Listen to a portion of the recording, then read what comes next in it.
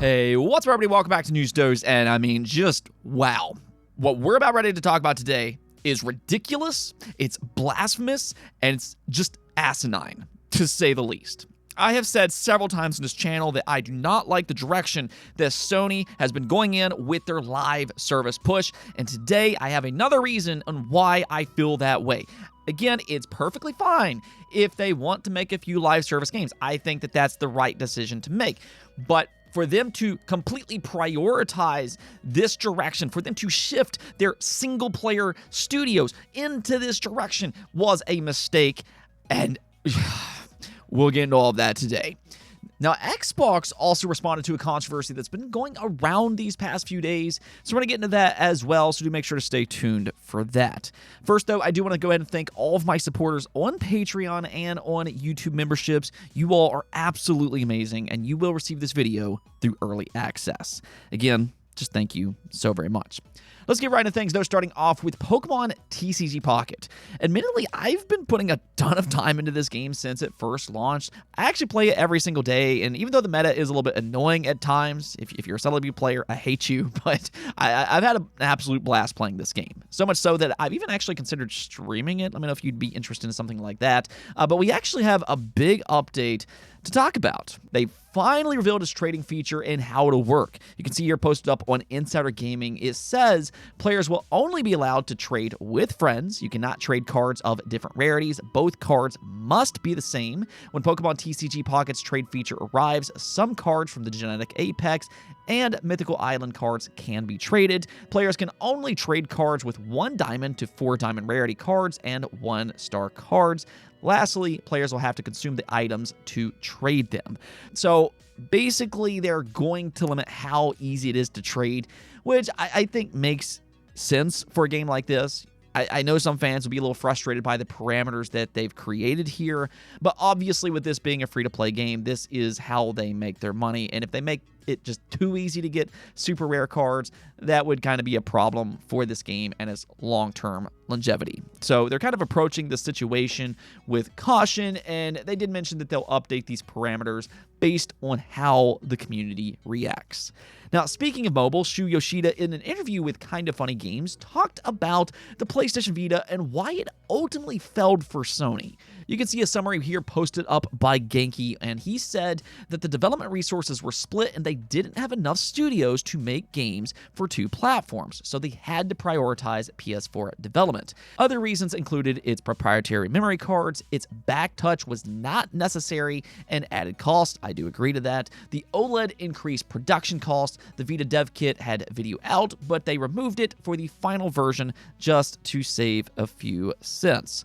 So Sony made a lot of mistakes, which I think most of us kind of already knew that, but I'd say the Vita is kind of a what-if console. I mean, in terms of its hardware, it was exceptional, and a lot of people, including myself actually, had an attachment to the Vita.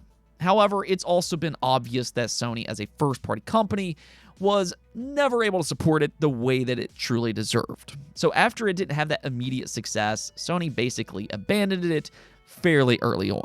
It honestly reminds me a lot of the PSVR 2 and what's happening with it currently. Again, once Sony saw that it wasn't going to be a smashing hit right out of the gate, they just kind of shifted all of their focus onto their home consoles. I mean, it's a little unfortunate for the people that's invested into these platforms. Sony very much expects success right away, and if they don't get that for these side devices, they don't mind shifting their focus back towards their home consoles. But I think this also correlates to Nintendo and why they had just so much success with the Switch this generation. For the first time in their history, they were able to conjoin all of their studios to a single platform because of its hybrid design. And I think that's the future of gaming. We are getting to a point where handheld gaming is catching up in terms of graphical capability. And here in a few years, there's a good chance that both Xbox and PlayStation will have their own handheld devices that can, at least play a portion of their console experiences. I mean, that really solves the problem of committing different studios to different devices, and I think that's the current path that not only Sony is on right now, but really for the entire game industry. Now, moving on, 2025 in a lot of ways is a really exciting time in gaming. I mean, we finally have the Switch 2 within arm's reach, and now there's just kind of a lot of speculation going around about what games and what companies are going to support the Switch 2 for its launch. Well, what if I told you that one of the most anticipated independent games of all time might actually announce their game at the upcoming Switch 2 Direct on April 2nd? Well, seemingly the creator of Hollow Knight is currently teasing exactly that. You can see here that on January 15th, he posted a tweet that simply said, "Something big is coming. Keep your eyes closed tomorrow." Now, obviously, he was referring to the Switch 2 reveal, but what makes this post even more interesting is that he changed his profile picture to a slice of cake. And okay, that seems a little bit weird, but the interesting place that the internet is, it didn't take all that long for fans to reverse image search that cake on Google, where they discovered the recipe for that specific cake was posted on April 2nd. So, I mean, you can kind of take that as you will. It seems like a very interesting coincidence, to say the least. So, I mean, this certainly very well could be a tease for a Silksong reveal at the upcoming Switch 2 Direct. All right, so let's go talk about PlayStation, and I'm not going to pull any punches here. There are times on this channel that I can hide my frustration and I can simply just play it off and move on. Today is not one of those days. The thing is that Sony historically has been a brilliant and special game company. Some of the best gaming experiences that I've ever had has been on a PlayStation console, and that's largely because they create special single-player experiences. You can argue that they are the best when it comes to those type of games, which is all the more reason that it's been frustrating these past few years as Jim Ryan and now Herman Hulst has shifted their priorities to live service games. Now, let me be clear about something, because I don't want people to put words into my mouth or be confused about what I'm saying. I do not hate live service games. Actually, some of my favorite games ever made are largely because of their multiplayer. I like single player, and I also like multiplayer games as well. However, Sony, we're talking about Sony here. Sony historically has not been a great multiplayer-driven company outside of a few select games. Fat Princess, Killzone, you have the SOCOM series, and, a few others, but most of their studios specialize in single player. So this is where I start to draw an issue with how they're approaching live service games. A couple years ago, it was reported that they were going to shift the majority of their first-party budget into live service games, and that they were also taking resources away from their first-party studios and were instead directing them into making live service projects. In fact, there was also a report a year or so back that several of these first-party PlayStation studios had mixed feelings about this newfound live service direction that Sony was taking them on. So it doesn't even really sound like this is what these studios want to do. And it's also probably one of the reasons why we keep seeing cancellations. Last year, the long-developed Factions 2 from Naughty Dog was canceled. The new Twisted Metal project, which also was a live service project, was canceled. And these are just two of the several other live service projects that Sony has recently canceled. Well, now we can add even more games to that list, including what I believe is the most baffling game that we've heard about yet. Just you wait, because when I read this, I was honestly flabbergasted. So this comes from Bloomberg, and they reported that Sony canceled 2 more live service projects after a recent review. Sounds kind of familiar to what happened with Factions, actually. But one was from Sony Bend, and then the other one was from Bluepoint. Again, both of these studios, historically, are known for their single-player-driven focus. But that's not even the worst of what we're about ready to talk about, because reportedly, Bluepoint was working on a God of War live service project. I mean, what in the world? How exactly would this even work? And who thought this was a good idea? Like honestly, was God of War fans asking for something like this? Because I don't think we were. Is Sony honestly this clueless when it comes to live service projects and what fans want? I mean, let me just try to understand this for a moment. Sony's been working with Bluepoint since 2009 on different remasters and remakes. With PlayStation IP, Bluepoint made a reputation for themselves as one of the best remake studios that the game industry has ever seen. And that was crystal clear with the releases of Shadow of the Colossus for the PS4 and Demon's Souls for the PlayStation 5. These are excellent, excellent remakes. So Sony finally decided to acquire this company, bring them into the PlayStation house of first-party studios, which at the time seemed like a really good idea and a promising acquisition for Sony. Suddenly, Sony could dive even further into their deep catalog of beloved IP and revive them with Bluepoint's help. It seemed like a perfect match on paper. To say their options are limitless is nothing but a fact here. Yet out of all of the games that they could have made, they decided that a God of War live service project was the best possible game for them to work on next.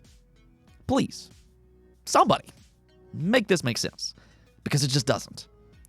And this is why I have a problem with Sony's leadership right now.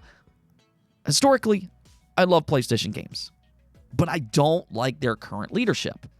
I mean, maybe all these live service cancellations are part of Sony waking up to the fact that this wasn't a good idea. You know, this is now under Herman Hulst instead of Jim Ryan, but Herman Hulst, which is the new PlayStation boss, was previously the head of their first-party studios when these exact games were greenlit.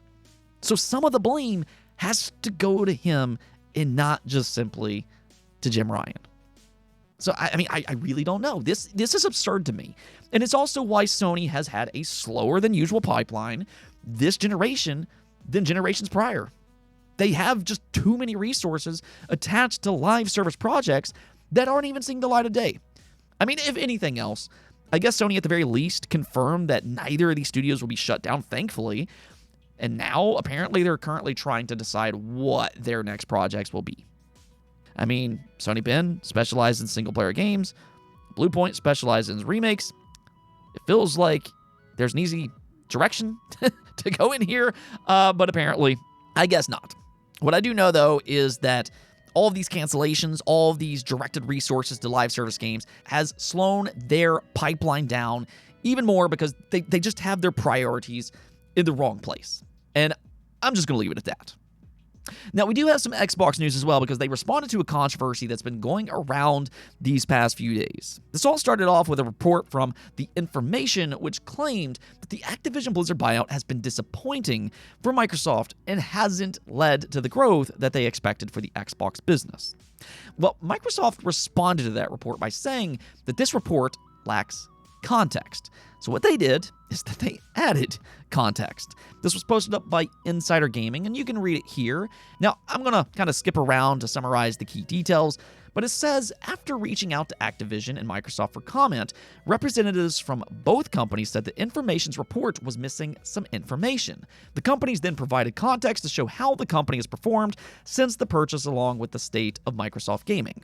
Breaking the numbers down, Activision has accounted for over 85% of each quarter's revenue increase. Satya Nadella also said that we set new records for monthly active users in the quarter as more players than ever play our games across devices and on the Xbox platform. He said while saying that the business is positioned for long-term growth. So Microsoft and Activision are flat out denying this report with different statistics. And I look at this in two different ways. I, for one, do not believe that this acquisition has been disappointing for Microsoft. And the main reason I say that is because it's really just too early to tell one way or the other. For the short term, though, what we do know is that the Activision Blizzard acquisition propelled their gaming business to surpass Windows in terms of its importance to the company. Now, in terms of Xbox's expectations, there is a general wonderment about how they want it to impact the Xbox business and possibly Game Pass growth. For now, the one thing that we do know is that the day one launch of Call of Duty Black Ops 6 did in fact help Game Pass grow, but we really don't know too much beyond that. And again, I think what Satya Nadella pointed out is actually very important. They're looking more towards long-term growth, and for now, I think we're just too early post-acquisition. I mean, we'll see what happens down the road, but I do think it's a little too early to come to a conclusion one way or the other. I don't know, maybe I'm wrong about this, and if I am, let me know your thoughts about it in the comments below. Let me know what you think about Microsoft's statement of defense, or do you think they're just simply covering for themselves? Let's go take a look at the poll of the day, though, where I asked you all, are you expecting enhancements for backwards compatible games on the Switch 2? And actually, most of you all are, in fact, expecting enhancements. And I think there's a reason for that. At the bare minimum, the Switch 2 should theoretically be able to brute force games that have unstable frame rate on the Switch 1. Games like Pokemon Scarlet and Violet, Zelda, Echoes of Wisdom, and Bayonetta 3 are 3 examples of games that could possibly hit a more consistent frame rate on the Switch 2. Beyond that, though, I'm unsure if it'll have other more involved enhancements. I mean, technically, they could utilize DLSS for AI upscaling, but personally, I'm not really banking on that. Sure, I'm hoping, but this is also Nintendo that we're talking about, so I'm not necessarily going to bet money on it, and I'll just kind of leave it at that. Even still, as long as certain games improve their frame rate, I think a lot of people, including myself, will be pleasantly happy. Anyways, though, that's going to be it for this episode, but until next time, make sure to subscribe, ring that bell, and peace out.